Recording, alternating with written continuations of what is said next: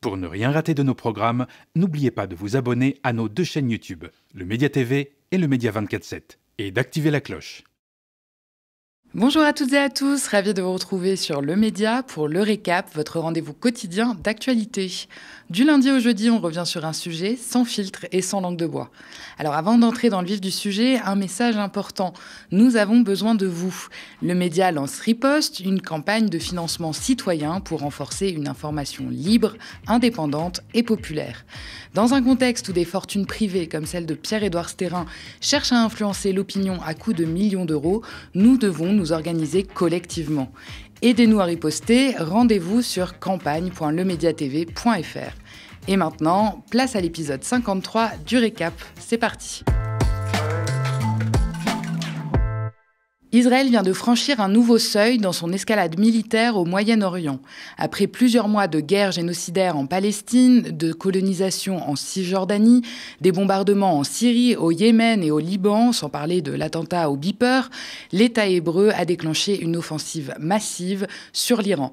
Netanyahou et ses alliés semblent désormais déterminés à entraîner toute la région dans une guerre totale. Dans la nuit du 12 au 13 juin, Israël a envoyé près de 200 avions de guerre ainsi que des drones pour pilonner des sites militaires et nucléaires en Iran, mais également des immeubles résidentiels.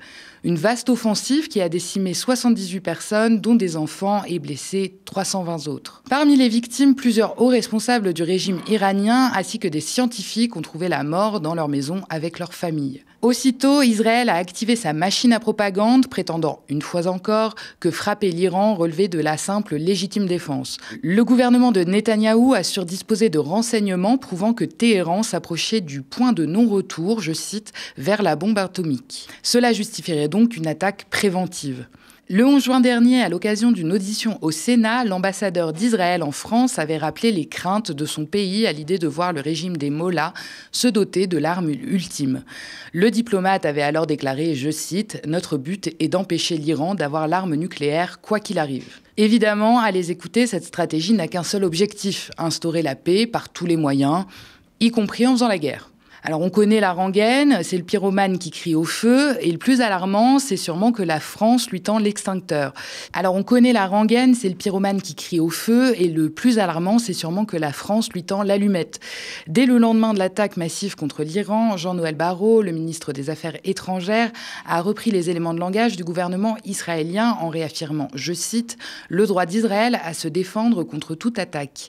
Quelques heures plus tard, Emmanuel Macron a tenu sensiblement les mêmes propos.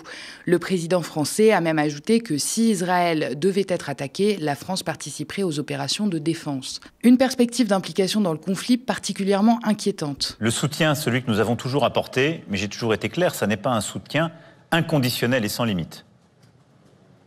Et j'ai d'ailleurs été clair lorsqu'il s'est agi de lutter contre le terrorisme du Hamas, que nous avons condamné avec force le 7 octobre dernier.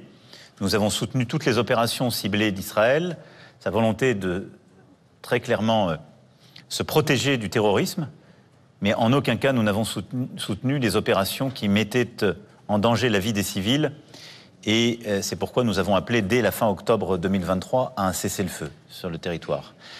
Pour ce qui est de l'Iran, nous soutenons la sécurité d'Israël. Et donc si Israël devait être attaqué dans le cadre d'une représaille par l'Iran, la France, compte tenu de ses emprises, et si elle était en situation de le faire, participerait aux opérations de protection et de défense d'Israël. Les réactions n'ont pas tardé à gauche, notamment. Toute la France insoumise s'est indignée par ces propos. La députée Aurélie Trouvé, ex-porte-parole d'Attaque, désormais présidente de la Commission des affaires économiques à l'Assemblée nationale, estime que la réaction du gouvernement français est en dessous de tout. Jean-Luc Mélenchon dit craindre une terrifiante escalade vers une guerre totale. Et Éric Coquerel était ce matin sur le plateau de Public Sénat. Alors lui milite pour une convocation du Conseil de sécurité de l'ONU pour demander que les armes cessent. On l'écoute. Israël ne se défend pas, ils attaquent. Israël attaque en ce moment. Enfin, c'est quand même extraordinaire la manière dont on inverse les choses et dont, malheureusement, on prend un certain nombre d'éléments de langage du gouvernement israélien. Le gouvernement israélien explique que nous bombardons des cibles militaires, on attaque les civils. Mais enfin, regardez le nombre de morts des deux côtés pour voir que tout ça n'est pas possible. Maintenant, le gouvernement israélien explique qu'ils ont le droit de cibler, là, c'est même plus le programme nucléaire, ils ont le droit de cibler personnellement des dirigeants du régime iranien. Bon, j'ai aucune sympathie pour les dirigeants du régime iranien. On s'est toujours opposé au régime des Mollahs. Donc là-dessus, on n'a pas de problème. Mais que Israël se prenne le droit, en tant que gouvernement génocidaire, qui n'a rien, je pense, à envier aux valeurs qui sont actuellement celles des Mollahs, je ne vois pas aujourd'hui en quoi il pourrait défendre des valeurs universelles par rapport à un régime de Mollahs que nous condamnons. Je trouve que tout ça est sidérant et que c'est prendre un risque considérable dans la région. Sans grande surprise, à l'autre extrémité du spectre politique, le discours est radicalement différent.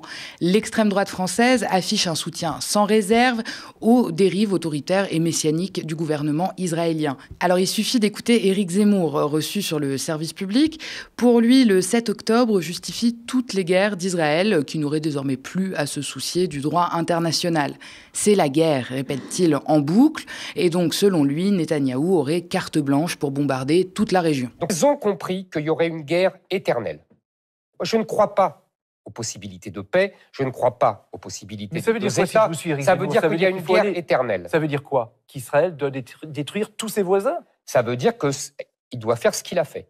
C'est-à-dire, il a détruit le Hamas, il a détruit le Hezbollah, la Syrie en protégeant les Druzes, et désormais, il attaque la maison mère de tous ces gens, puisque tous ces gens n'étaient que les proxys, comme on dit, de la maison mère, qui est l'Iran. Donc il attaque l'Iran. Si vous voulez, le 7 octobre a prouvé qu'il n'y aurait jamais de paix, et que donc toutes les déclarations incendiaires des adversaires d'Israël devaient être prises au sérieux, et c'est pour ça désormais qu'ils bombardent la... Donc pour vous, c'est normal? Pour moi, c'est la guerre. Sur CNews, même refrain, Israël serait le dernier rempart de l'Occident menant une supposée guerre civilisationnelle. Un récit creux qui sert d'alibi à tout, jusqu'à l'innommable.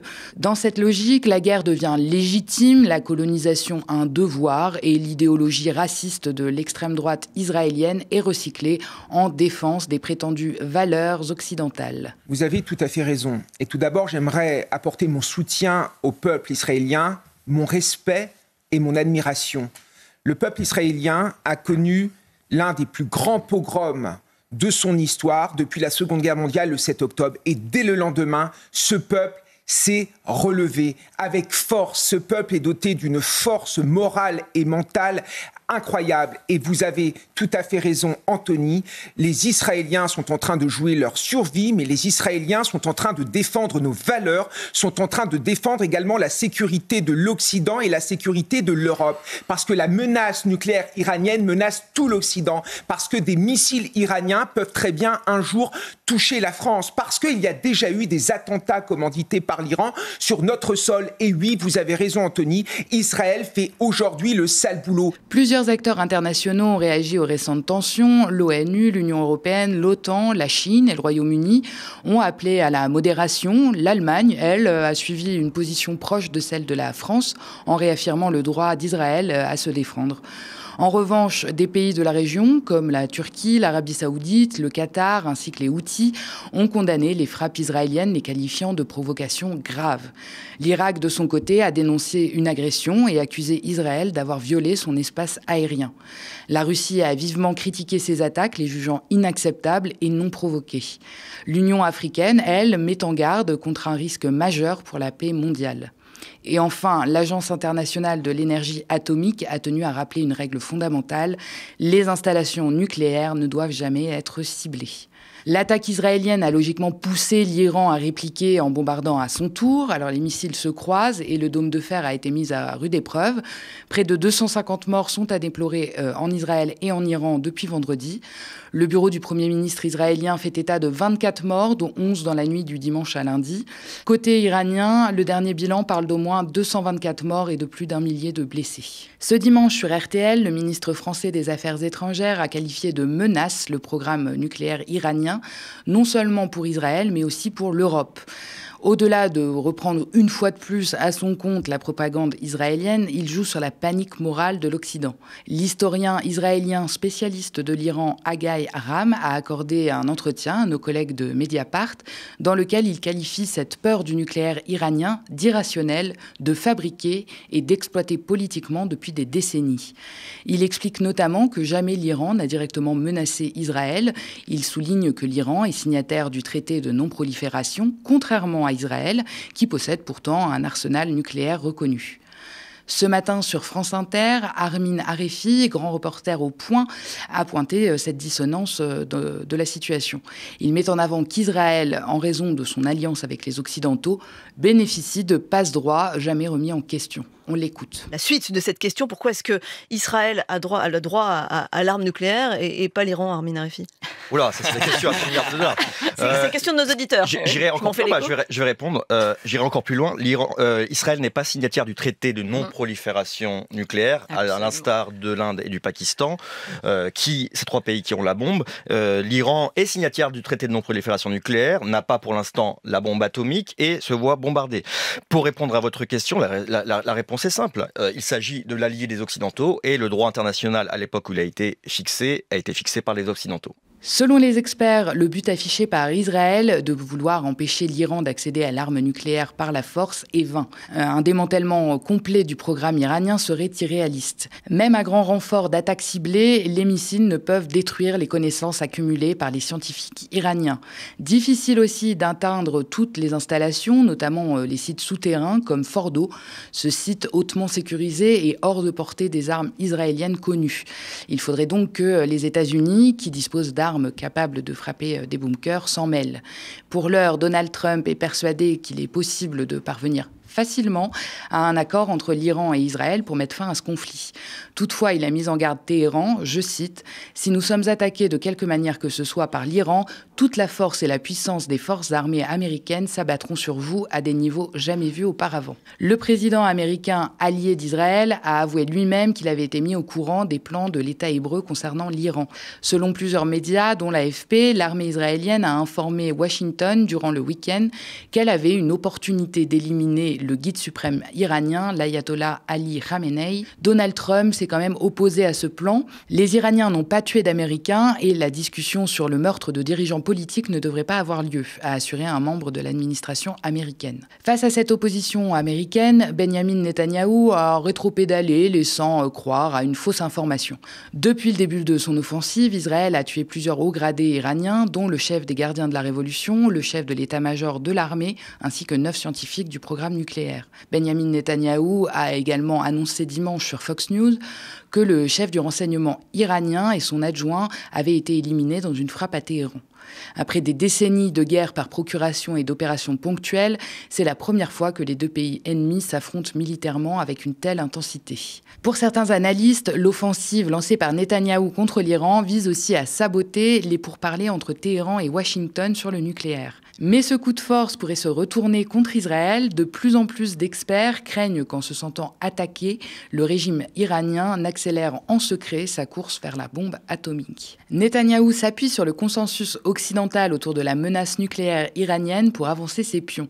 Ce conflit lui sert d'arme politique. Au-delà de la prétendue sécurité, il s'agit de détourner l'attention de la question palestinienne, d'empêcher toute perspective d'État palestinien et de consolider son pouvoir personnel alors qu'il fait face à des accusations de corruption. Avec le conflit qu'il a engagé, il détourne l'attention médiatique qui se cristallisait depuis quelque temps autour de la situation à Gaza et des crimes de guerre commis par Israël, notamment mis en lumière par des initiatives militantes et citoyennes pour braver le blocus humanitaire. D'ailleurs, si la situation humanitaire à Gaza vous intéresse, c'était le sujet du récap en date de jeudi dernier. Je vous invite à aller le regarder.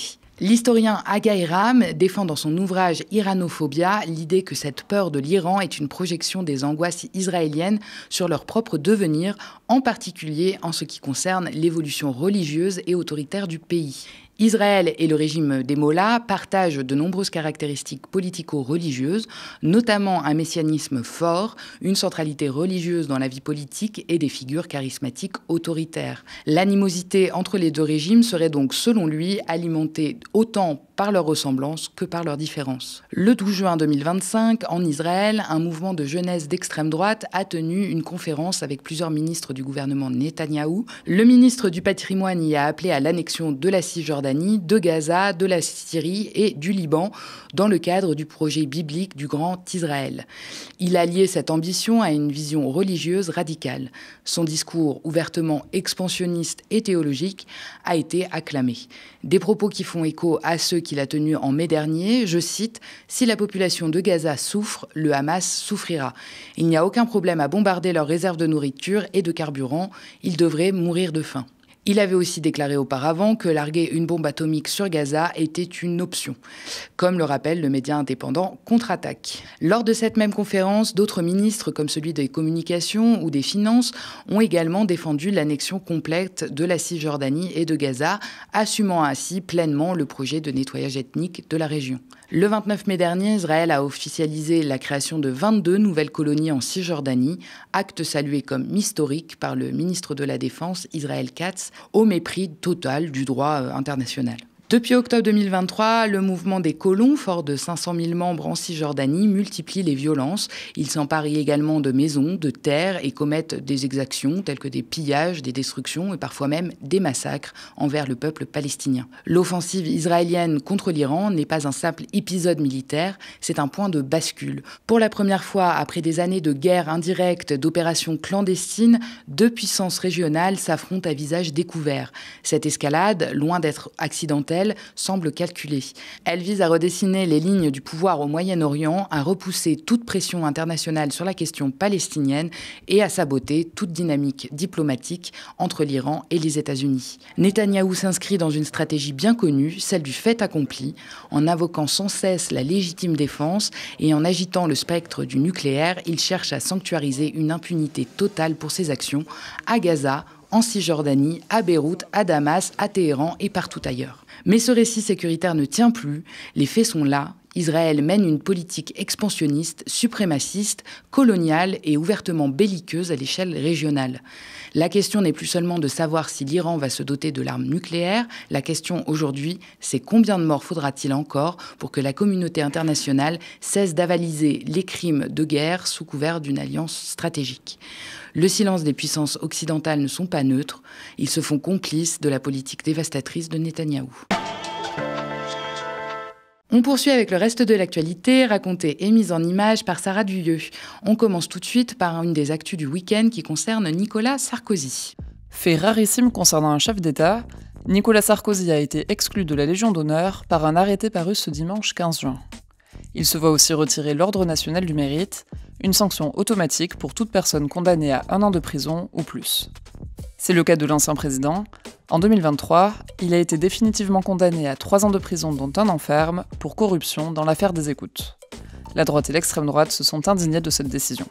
C'est une règle, mais c'est aussi une honte. Cette décision me choque. J'ai le sentiment qu'il y a une volonté d'humilier Nicolas Sarkozy. Je ne souhaite pas qu'une humiliation soit rajoutée à sa peine. À gauche, au contraire, la décision a été saluée. Les Françaises et les Français, ils ont beaucoup de mal à comprendre que, en quelque sorte, la justice devrait s'appliquer de manière différente en fonction des gens. Nicolas Sarkozy devient le 2e chef d'État en France à être privé de la Légion d'honneur, après le maréchal Pétain, condamné pour haute trahison et intelligence avec l'ennemi en 1945. Et on termine avec un point sur les États-Unis après le meurtre d'une élue démocrate et de son mari assassinés à leur domicile. C'est la fin de 2 jours de traque aux États-Unis. Vance Bolter, 57 ans, a été arrêté ce dimanche 15 juin. Il est soupçonné d'avoir assassiné dans leur maison samedi matin l'élu démocrate du Minnesota Melissa Hortman et son mari. Il serait également responsable d'une 2e attaque, au cours de laquelle le sénateur démocrate John Hoffman et sa femme ont été grièvement blessés quelques heures plus tôt. Les autorités du Minnesota parlent d'un assassinat à motivation politique. Vance Bolter, père de 5 enfants, se revendiquait chrétien évangélique. Il aurait voté pour Donald Trump en 2024, critiquait ouvertement les personnes LGBT et était fermement opposé au droit à l'avortement. Les autorités avaient retrouvé dans son véhicule un carnet contenant une liste de 70 personnes, parmi elles Melissa Hortman, John Hoffman et leurs époux, mais aussi des acteurs politiques tous démocrates, des médecins pratiquant l'avortement, des responsables d'entreprises ou encore les locaux du planning familial ou de centres de santé. Vance Bolter a été repéré par un drone et un hélicoptère alors qu'il fuyait à travers champs. Son arrestation, à environ 1 heure de Minneapolis, a mobilisé une centaine d'agents de police et du FBI. Merci d'avoir regardé cette nouvelle édition du Récap. N'hésitez pas à nous laisser vos impressions en commentaire si vous nous regardez sur YouTube ou via email si vous nous regardez à la télé. Et n'oubliez pas, les milliardaires financent la haine. Le média lance Riposte, une campagne de financement citoyenne pour riposter sur les réseaux sociaux et sur la TNT francilienne. Parlez-en autour de vous et rejoignez la lutte sur campagne.lemediatv.fr.